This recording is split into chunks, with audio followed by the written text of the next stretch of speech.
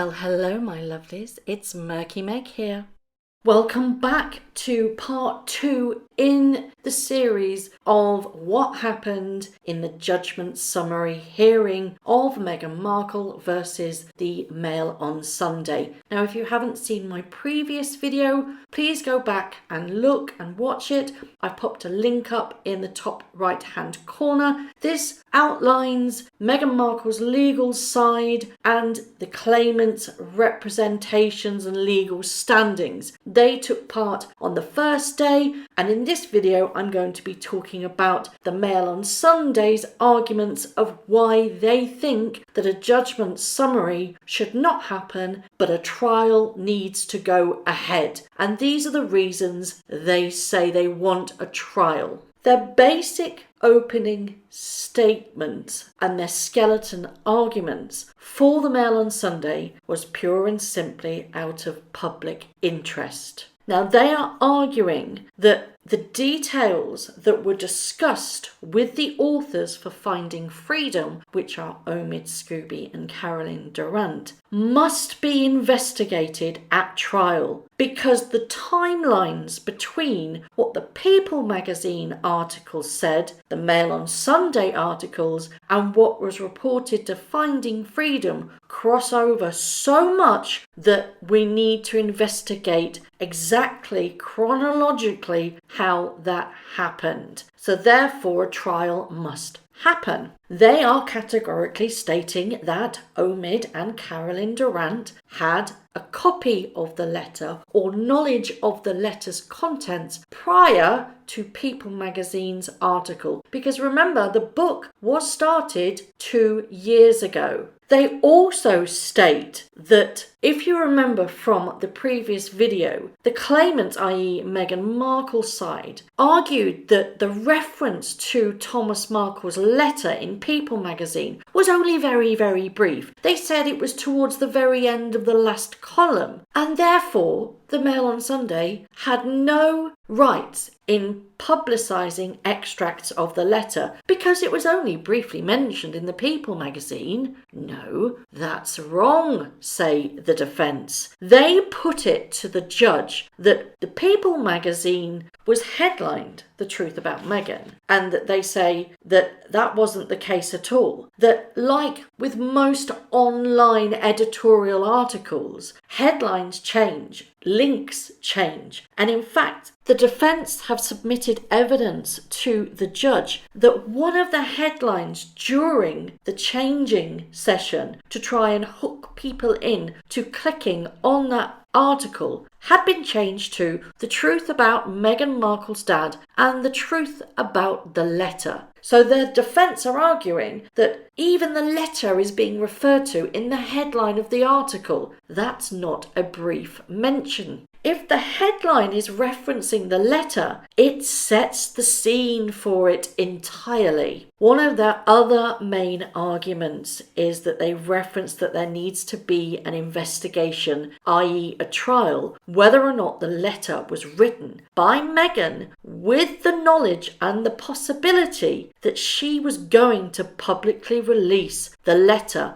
with advice from her own team, i.e. Kensington Palace Communications, prior to the People magazine article. Now, they say that they have evidence that she was going to do this, i.e. release the letter, to try and improve her own public relations and image as a media strategy. And the Mail on Sunday argue that Meghan herself wrote that letter with the expectation that the contents would be disclosed to the public via her own team as a media strategy. Now, the claimant disputes this fact, but the Mail on Sunday argue that without a trial, we will never know, and therefore, can you really truly make a judgment summary without an investigation? It also goes into detail that a member of the palace staff, the Kensington Palace Communications team, now he is called Jason Naff.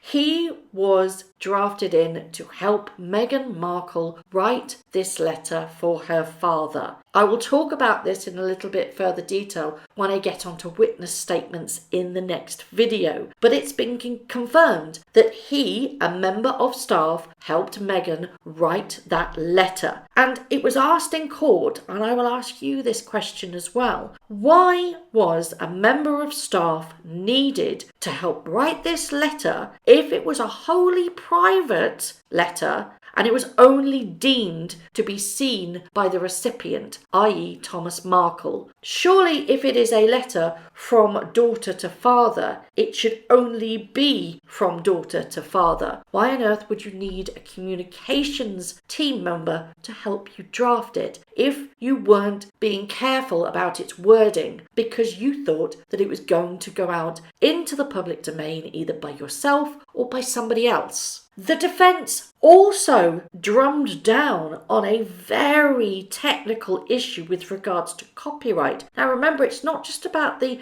elements of privacy being invaded, it's the copyright issue as well, because Meghan's team say that the Mail on Sunday broke copyright law by printing extracts of that letter. As I said in my previous video, the one that writes the letter holds the copyright in this country anyway. But technically, as the defence argued, if somebody helped with the letter, i.e. Jason Naff from the communications team, there is the possibility, because he works for the palace and he is their employee, the Crown also holds copyright too. There can be numerous copyright holders, and the Mail on Sunday's defence are saying that the Crown also holds a proportionate part of copyright of the letter, and because of this they need to go to trial to try and find out whether Meghan holds sole copyright or whether it's partial copyright and proportions needs to be dished out. They are arguing because it's not so clean cut and she didn't write the letter by herself, she cannot argue copyright without the other people that are also eligible for that copyright of the letter to be included too. So therefore, we need to go to trial to establish who holds what. The defence argue that where more than one person is involved in copyright, care is needed and requires a careful factual analysis, i.e. a trial. The witness statement confirmed that Jason Naff, part of the communications team at Kensington Palace, worked on more than one draft of the letter, and drafts were exchanged by electronic means. Now, the claimants, Meghan Markle's side, argued that these drafts were not available because the electronic means were sometimes done over text, and Palace have strict protocol which dictates that after 30 days those text messages are destroyed. But I'm sure that if a trial was to go to court, that anybody can obtain these text messages because nothing ever vanishes, does it? Now, Meghan's side argued that she was the author, so therefore she holds the copyright. But as the defence argued, what contributions are needed to make somebody an author? Did Jason Naff do enough to the letter to make him a copyright holder? If not, the Crown also. But a trial needs to go ahead to see if the Mail on Sunday published parts that he had helped on. You see, he didn't help on the whole letter, only elements of it. And they argue that without a trial, can we reasonably understand or make a judgment of whether copyright has indeed been infringed? The defence argued that if the person is an employee of the Crown, does the Crown also hold copyright? And that careful analysis is needed to establish if the Crown also holds copyright too. And you've guessed it, we need to do that by going to trial. Adrian Speck, who was representing the Mail on Sunday with regards to the copyright side of the court case, claimed that Crown copyright and ordinary copyright are two rightfully entirely different things, and those need to be addressed at trial. The defence argued that there was too much passing of information between different parties, i.e. the Finding Freedom authors, the friends going to People magazine, that everything has shifted, and they cite that it was a shifting cause, and they state that even in Meghan Markle's claimant applications towards the court, she has herself admitted and resubmitted different variations of the story. She said that she did not contribute towards Finding Freedom. Now she's saying, well, I got one of my friends to make sure that they had the right narrative for one particular part. They're saying that because the shifting cause of her argument, that it needs to go to trial to determine what is the right facts and the wrong facts. She said that she wrote the letter herself,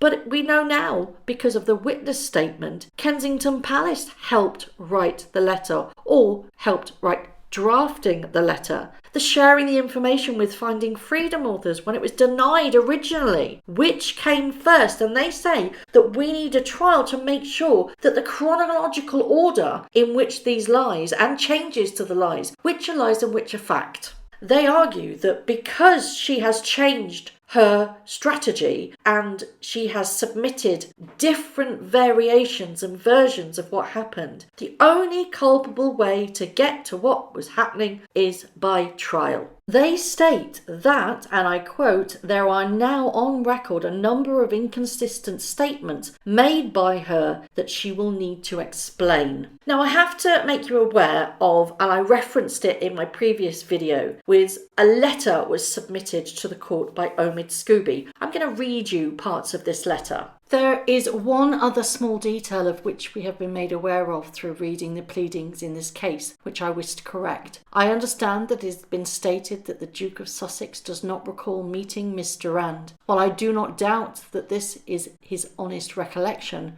I would like to make clear that the Duke has in fact spoken to her on various occasions over the years, including in London and Florida in 2016, related to interviews for the Invictus Games, including producing the Duke's interview with the First Lady Michelle Obama, twice in 2012 for interviews produced in Brazil and during celebrations for the Queen's Jubilee, and in 2009 for an interview during his first visit to New York. It remains the case, however, as I have already made clear in my witness statement and several dozen promotional interviews for Finding Freedom, that neither Miss Durand nor I had any discussions with the Duke or Duchess for the purposes of the book.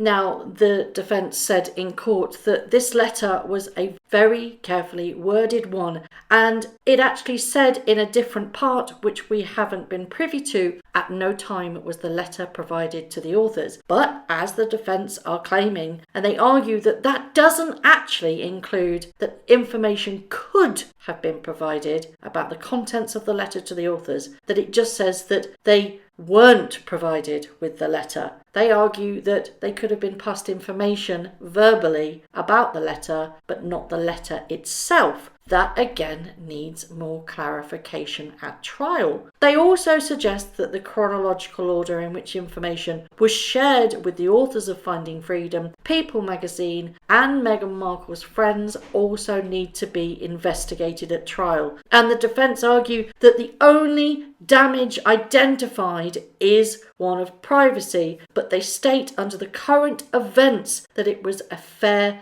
dealings scope. The interesting part for me personally was the fact that details of Meghan felt that she may release the letter itself as part of a public relations media strategy, which the claimants side dispute and cite chronological errors, and also because of the Kensington Palace staff, which is Jason Naff, helped with the letter, that he also may hold copyright, as well the Crown may do too. Now, Justice Warby said that it may take him up to 2 weeks to reach a draft summary. Now, don't get too excited on this. That just means a draft summary that he will discuss with the legal representatives of each party and the representatives themselves. We may not not know the judgment summary till at least mid-February at the latest. Now, whether or not this goes to trial, a lot of details have come up about the changes in stories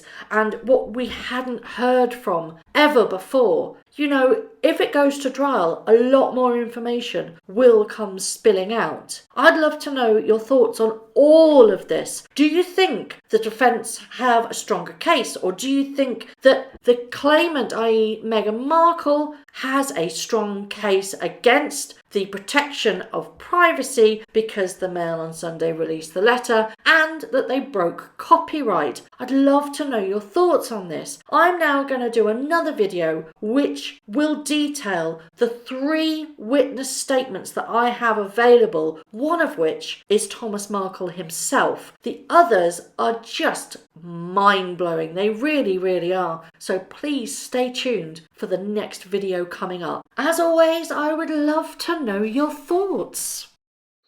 Thank you very much for watching. If you haven't already, please subscribe to my YouTube channel, hit the notification bell and also that like button.